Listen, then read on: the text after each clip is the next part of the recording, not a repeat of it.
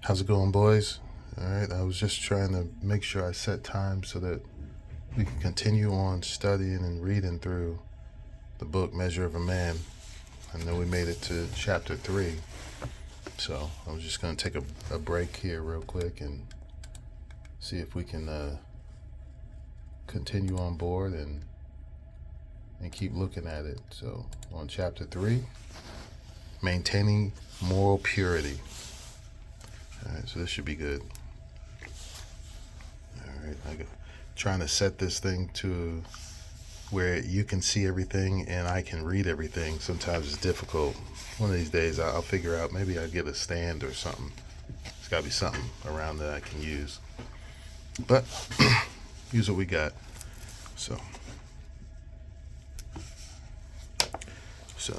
maintaining moral purity, and this is initially coming from Husband of One Wife, 1 Timothy 3:2. The power of sexual addiction.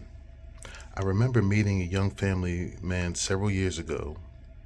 Let's call him Jose. When I was ministering in a South American country. When he was just a young boy entering the age of puberty, his father took him to a prostitute and offered her money to teach his son everything there was to know about sex. In addition, the father put this woman on a retainer so his son could visit her anytime he wished. Hard to imagine? Yes, but it's true and common in that particular culture. I can predict what happened. Jose became addicted to that kind of lifestyle. Eventually, when he grew older, he decided to get married and have children. Like so many of his friends who grew up in that society, he continued to visit the prostitute regularly, even after he was married. And like so many women in that culture, his wife knew about his extramarital activities. She accepted it, thought, though reluctantly, as normal behavior among men. Dang. Then something very dramatic happened. Jose became a born-again Christian. For the first time, he discovered the biblical standards of morality and marriage. To continue his association with the prostitute, or any woman other than his wife, would be to continue to sin against God as well as his wife and family. Unfortunately, his addiction was so powerful that he continually struggled to measure up to this standard. When I met Jose, he had been victorious over his sin for several months, thanks to an accountability group, through Bible study, prayer, and understanding his true identity in Jesus Christ and the power of the Holy Spirit, as well as being accountable for his actions. He was finally able to conquer the temptation. When he left his office after work, rather than making his regular visits to a prostitute, he returned home and spent the evening with his wife and family. 2,000 years ago. If you can understand the dynamics of this story, you can also understand more clearly what happened regularly in the New Testament culture, especially among Gentiles.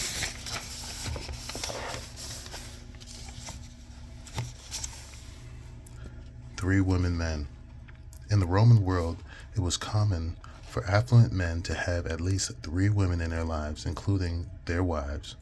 One woman might be a slave girl who lived in the same house or compound, who was always available to her master for sexual pleasure.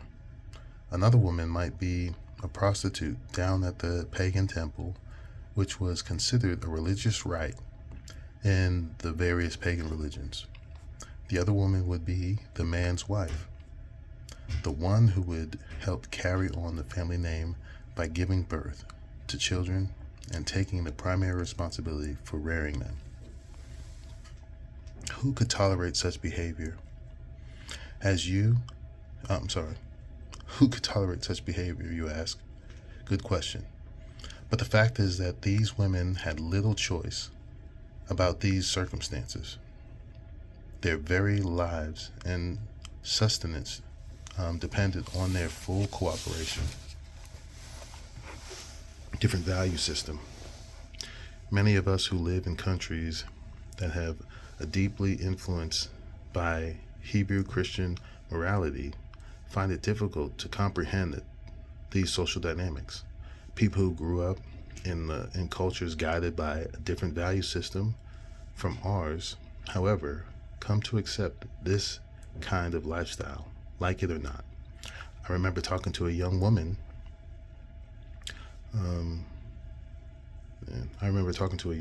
From an Eastern country. She related a story similar to the one I have just told. How can this be? I asked. She responded, the women in our society are very tolerant of their husband's extramarital behavior. This is the kind of culture in which the Apostle Paul preached the gospel. And it was in this kind of culture that men came to Christ. For the first time in their lives, these new Christians heard God's message regarding moral purity. God's plan for each of them was to have only one woman in their lives, their wife. God's truth penetrates culture. Many of these New Testament men had the same problems and temptations in their lives as men who come to Christ in similar cultures today. Although they hear and understand Christ's message, their message of living morally, changes often come slowly. The power of sexual addiction often controls them, even after they have become believers. Get the picture? Paul was concerned that a man who did not have victory over sexual immorality should never be appointed to lead others in the church. Therefore, Paul told Timothy that a spiritual leader must be the husband of one wife, or more literally, a man of one woman. If you have difficulty understanding this reality, consider the Corinthians. They tolerated and even bragged about a man who had a sexual relationship with his stepmother, an act of immorality that wasn't even practiced in the pagan community. Most of the non-Christians in Corinth were licentious and immoral people, but evidently they didn't engage in this kind of sexual relationship. See 1 Corinthians 5:1.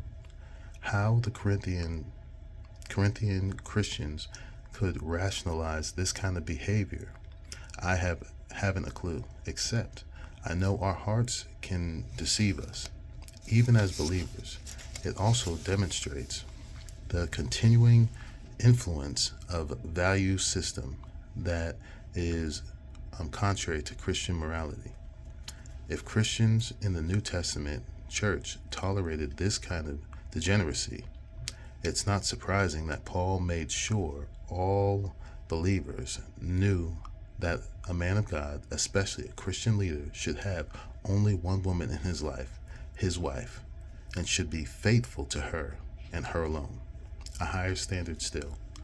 Christian morality extends its boundaries beyond the physical act of illegitimate sexual relationships, according to Jesus. Here we go. You have heard that it was said, you shall not commit adultery. But I say to you that everyone who looks at a woman with lust in her heart has already committed adultery with her in his heart. Matthew 5:27-28. It's from the Sermon on the Mount. Lust versus temptation. With lust for her means not only to desire a woman in an illicit sexual relationship, but also to think in terms of how to cause it to happen. This differentiates temptation from lust or sin. I remember the highly publicized statement of a former president, Jimmy Carter, when he occupied the White House. And in essence, he stated that he commits adultery in his heart every day, knowing Mr. Carter's standard of morality. I am confident he misinterpreted what Jesus meant. To be accurate, he should have said he was sexually tempted every day. There is a big difference.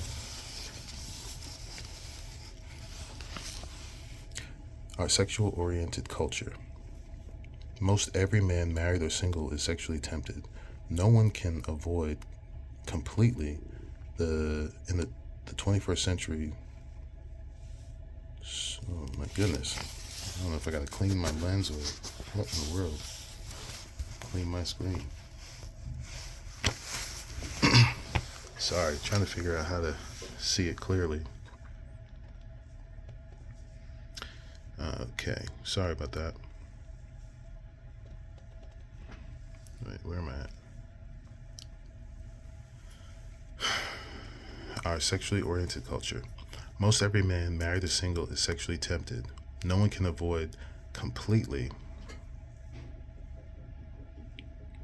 the 21st century sensuous messages that emanate from magazine covers, movie ads, and television commercials. Add to this the multitude of sensuously dressed women and female exhibitionists who permeate our culture. Jeez. And it is not difficult to understand why many men are tempted every day of their lives. Perhaps the most devastating development has appeared on the internet. Explicit pornography is just a click away and in private. But to be tempted is not a sin. Temptation, however, can quickly lead to sin. And any man who deliberately enjoys and pursues the illegitimate sexual relationship with a woman in his mind has, in God's sight, already committed an immoral act. This kind of fantasy world is off limits to a man who desires to follow God fully. Practical steps to moral purity.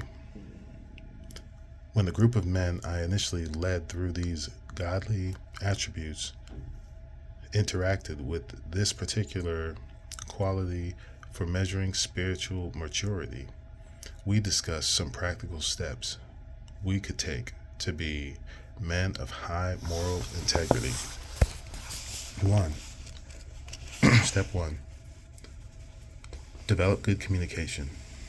A married man who is able to keep his moral house in order and who is able to handle the normal temptations that arise in our contemporary culture is usually a man who has a fulfilling sex life.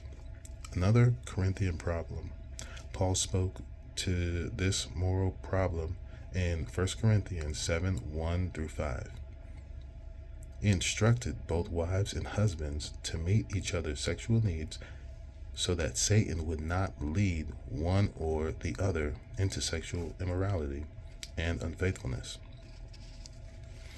Many a married man has become involved with another woman, either mentally or physically, because of a wife who is insensitive to his sexual and psychological needs. She may be selfish or even hostile, using sex as a weapon. Or she may just be naive and unaware of the tremendous drives that can be triggered in a man who has faced temptation all day long in the office. Men are also at fault. Many men are also to blame. They often suffer in silence and do not communicate with their wives, or they may sin against their wives and then blame them for not meeting their needs. The average Christian woman may know little of the inner problems of men, including her man. First, most women cannot identify with this problem because they, by creation, do not function in their sexual lives physically or psychologically the same as men. Second, if women are not instructed in the differences between the sexes, they may have no way of knowing how significant their roles are in the sexual union. There must be good communication if a wife is to understand and be sensitive.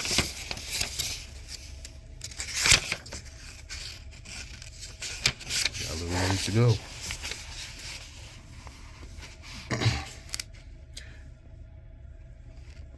If he were mature, he wouldn't be tempted. Communication, of course, is a two-way street that hopefully leads to mutual listening. The fact that a husband tries to share his needs doesn't guarantee a listening and understanding ear. I remember talking with a woman one day who, along with her husband, was involved in the Bible study with several other couples. The subject of sex surfaced. In the process, the men attempted to communicate their inner struggles in the way they normally think and respond. In my conversation with this woman, two things became apparent about her reactions to what the men had to say. First, she was highly threatened by the fact that her husband would even be sexually tempted. How could he be? How could he be? In her mind, for him to even have sexual thoughts about another woman was sinful and mental adultery. Let's try this way. Clearly, this woman did not understand the difference between temptation and lust. In our culture, men have little control over fleeting thoughts. However, we must not allow temptation to lead to the kind of lust Jesus described.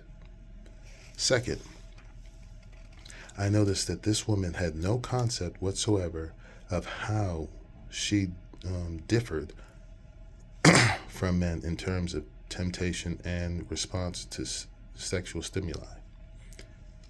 She interpreted everything they were trying to communicate in terms of her own psychological and physiological perceptions and reactions. Considering this woman's tendency to be threatened by her incorrect perceptions, it's easy to see why she had difficulty relating to what the men in the group were trying to communicate. A wife who responds this way when her husband attempts to communicate his struggles might very well close the door indefinitely for any kind of communication to occur. When this happens, the marriage is in serious trouble.